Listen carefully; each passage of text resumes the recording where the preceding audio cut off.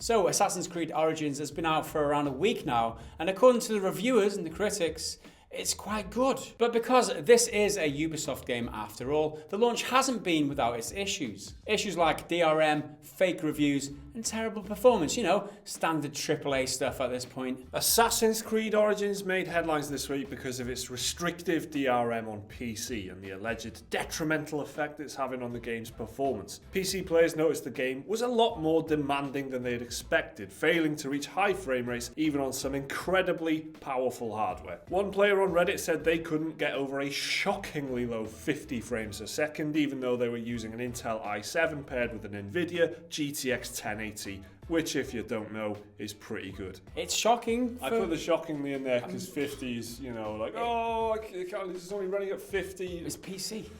I know, but it's just quite funny, low isn't for it? PC. 1080, man. 1080. After this, PC players found out that AC Origins uses two different types of DRM to prevent the game from being pirated. Origins uses both VM Protect and de novo to prevent the game from being cracked, and some PC users believed having both types of DRM running at the same time was taking up too much of their system's power. Run out of breath there. Power! Too much emphasis. No. But Ubisoft dismissed these claims, saying essentially it's not the DRM ruining the performance, the game just runs a bit shit. That was our words. That was an interpretation of the Ubisoft statement. Ubisoft said the DRM should, quote, have no perceptible effect on game performance in order to recreate a living, systemic and majestic open world of ancient Egypt, where players can witness all of its stunning details, its beautiful landscapes and incredible cities in a completely seamless way with no loading screens. Assassin's Creed Origin uses the full extent of the minimum and recommended PC system requirements. You notice how many awesome descriptive adjectives. Thanks, Mike, the wordy guy. They're responding about DRM. They don't need to throw that shit in there. It's a PR line. It's like PR turn up to the max, isn't it? Yeah, this is as corporate as you can get when it's like, yeah, the game is not very well optimized. What is the absolute best way that we can say that? Just keeps talking about how awesome the game is. Look how big and amazing the game is. Of course it doesn't run at stunning, 60. majestic There's landscapes. pyramids and stuff. Incredible. All those types of words. A recently released patch for Origins has reportedly resolved some of the performance issues, according to the users posting on the game's Steam community page. And it's also worth mentioning, actually, that AC Origins is one of the only new games to use de novo, which has not been cracked, whereas other AAA games like Wolfenstein 2 and Total War were cracked in a matter of hours. And I think we should point out it's a bit rich of Ubisoft's decision to use two different DRM systems in their game, when back in 2014, Chris Early, Ubisoft's VP of Digital Publishing, said DRM cannot stop piracy. He said, quote, "I don't want us in a position where we're punishing a paying player for what a pirate can get around. Anything is going to be able to be pirated given enough time and enough effort to get in there." So there you go, that's a beautiful bit of irony there. They said a few years ago that DRM doesn't even work, and then they slapped two of them at one time in Assassin's Creed Origins. But apparently that's not why the game's running like shit. The game just runs like shit. De novo, who'd have thought it? De novo's actually paying the bills now. It's like getting their money's worth for de novo. So we have been contacted this week, and people asking us to cover this story, saying that Assassin's Creed Origin uses de novo uses 40% more processor capacity when it's got de novo hand in hand. But there's no way to actually prove that at the moment, since it's not been cracked. It's only when it gets cracked that you can compare the both versions. It's been a week and it's not been cracked. I mean, that is notable, because we have been covering it a lot recently with de novo's been cracked within 24 hours, even before release for Wolfenstein, was it? Yeah, it was like a press copy or something. They got people were pirating it 3 days before it came out. So I mean, Jesus. It's yet to be confirmed. That's why we haven't really gone into it this week. Yet to be confirmed whether it was de novo that caused the thing. Obviously, they've come out and said it's not de novo at all. Like I said, it's just all them pyramids and all the other it's just incredible, it's so majestic, man. Beautiful stuff. It's just so majestic. It's splendid. It's understandable.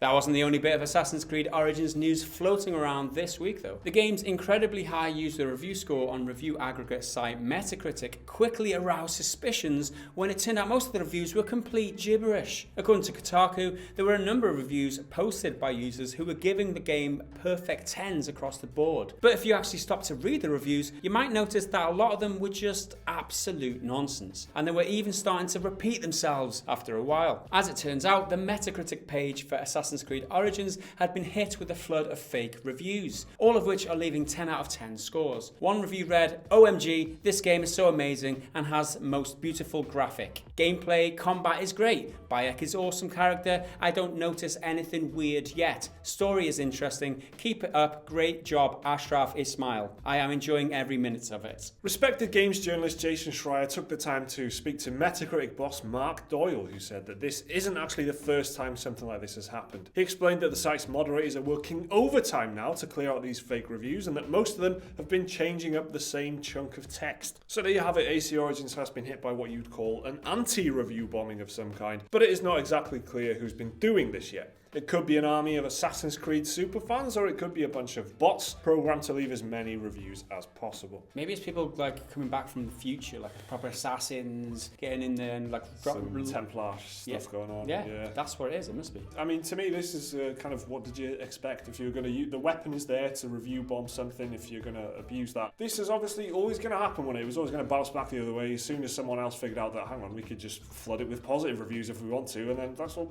That's what's going to happen. What the chances is actually Ubisoft who's paid some sort of click farm or like someone to make a bot to make these reviews. It's just speculation, obviously.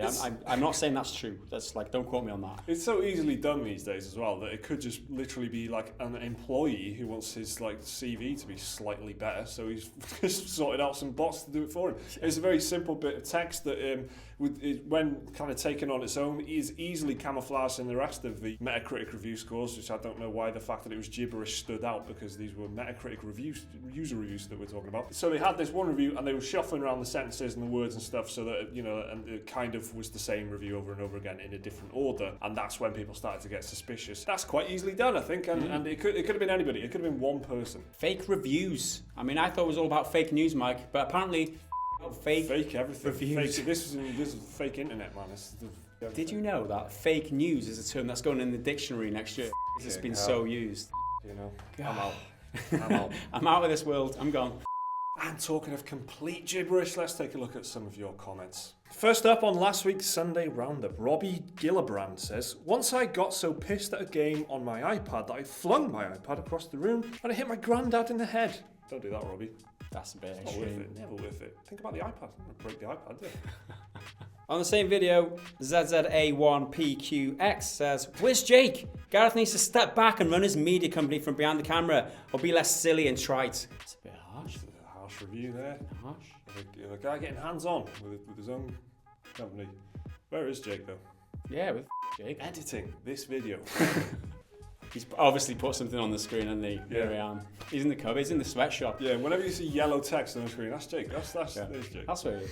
He's here in spirit. You'll find out more about that on Monday morning in the podcast. Oh, wow, what a little Easter egg that was. It'll all make sense on Monday.